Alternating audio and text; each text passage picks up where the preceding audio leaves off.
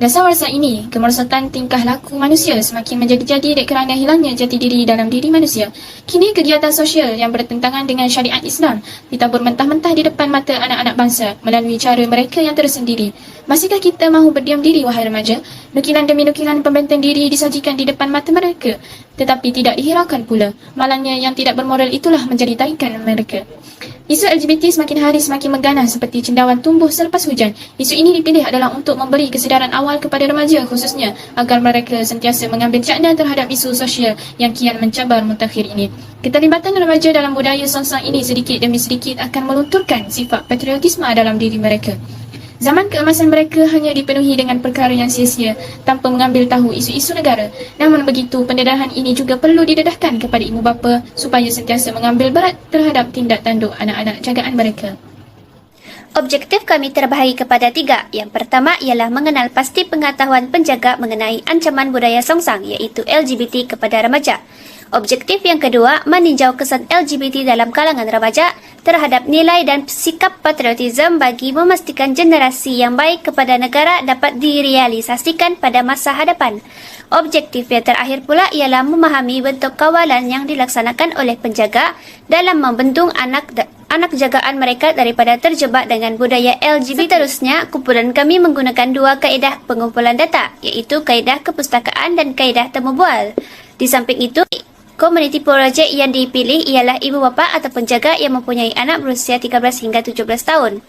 Komuniti ini juga dipilih kerana ibu bapa merupakan orang yang paling rapat dengan anak-anak serta ibu bapa juga mempunyai masa yang banyak bersama anak-anak. Hasil dapatan kajian daripada objektif yang pertama ialah daripada responden 1, 3 dan 4 menyatakan bahawa LGBT merupakan satu kecelaruan jantina antaranya terdiri daripada biseksual dan transseksual serta mereka yang menuntut hak asasi.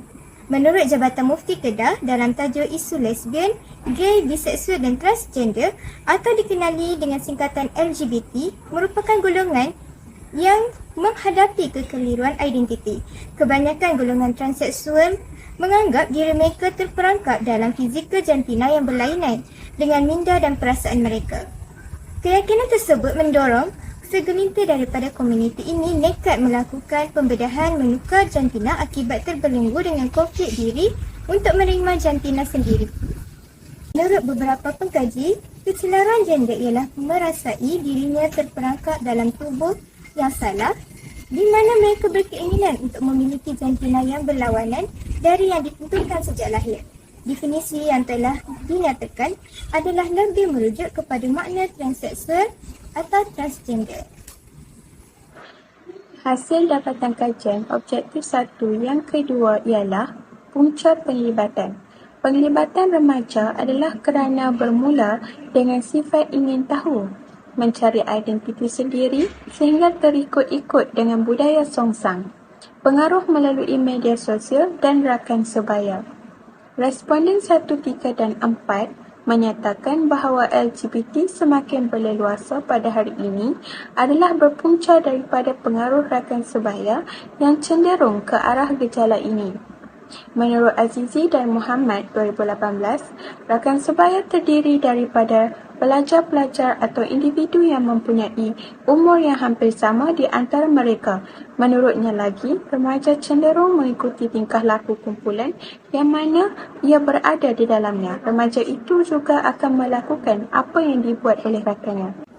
Hasil dapatan daripada objektif yang kedua, responden 1, 2, 3 dan 4 mengatakan bahawa untuk kawalan yang dilaksanakan oleh ibu bapa dalam membendung anak jagaan mereka daripada terjebak dengan budaya LGBT adalah melalui kawalan tarbiyah dengan menerapkan nilai-nilai agama dalam diri anak-anak supaya menjadi benteng daripada pengaruh dengan LGBT serta memberi pendidikan dan perlindungan dan memberi kasih sayang yang mencukupi kepada anak-anak.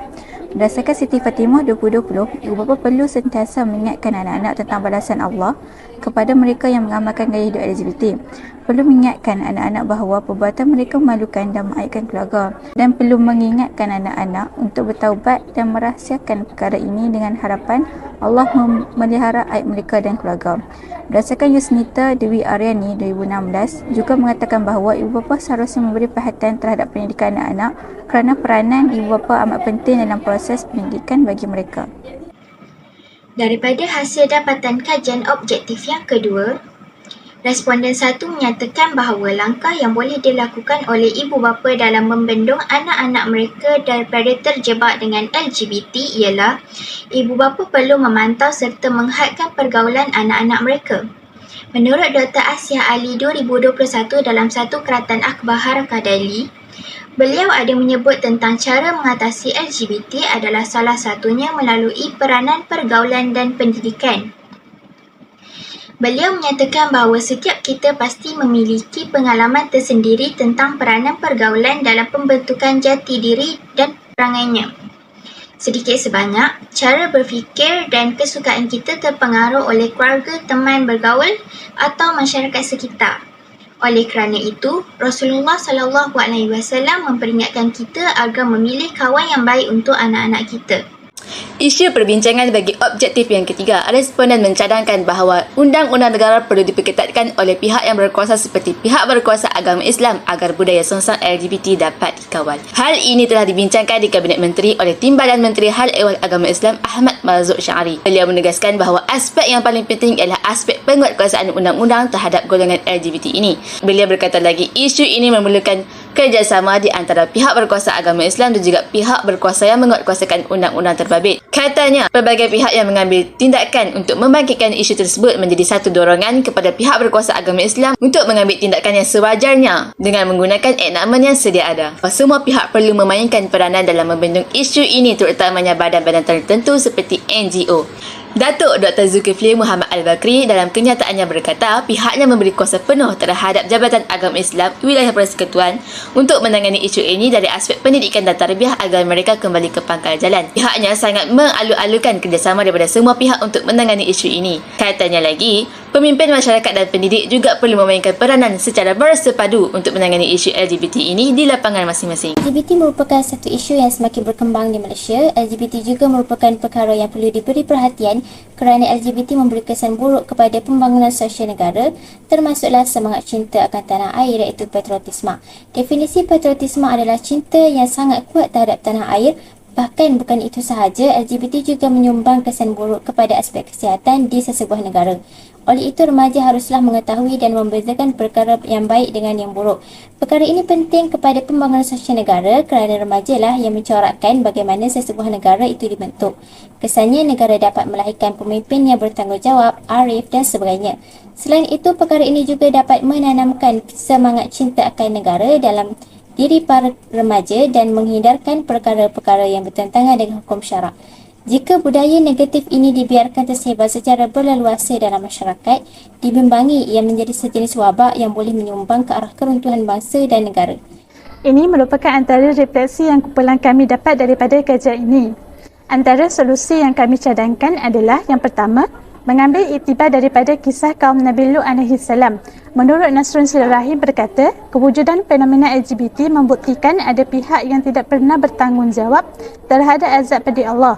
Golongan yang mengamalkan LGBT sebenarnya telah wujud beribu-ribu tahun dahulu tetapi dibinasakan oleh Allah SWT kerana kemaksiatan mereka.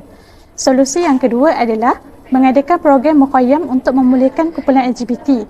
Membiarkan mereka tanpa sebarang pendidikan berhubung kesahihan diri menurut Zakwan bukan sahaja tidak membantu golongan itu berubah dan menikmati kualiti hidup sebenar berlandaskan tuntutan agama dan undang-undang, malah membuatkan gejala LGBT terus menular dengan bebas. Yang terakhir, sebagai seorang pelajar, kita seharusnya menuntut ilmu agama dengan lebih mendalam. Menurut Hashimah Cik Zarina dan Loh, elemen-elemen dalam perbincangan psikospiritual Islam menunjukkan kesatuan seluruh aspek dalaman diri seseorang dalam usaha merasai, mendalami dan menghayati kerohanian dalam ajaran agama. Pada kajian kami dapat menyimpulkan bahawa ibu bapa mengetahui apa yang dimaksudkan dengan LGBT. Yang kedua, ibu bapa juga perlu mengawal tingkah laku anak-anak mereka melalui kawalan tarbiyah, dan yang kedua ialah kawalan pergaulan. Yang ketiga, LGBT ini juga akan memberi kesan kepada negara untuk melahirkan masyarakat ataupun pemimpin yang cinta akan tanah air.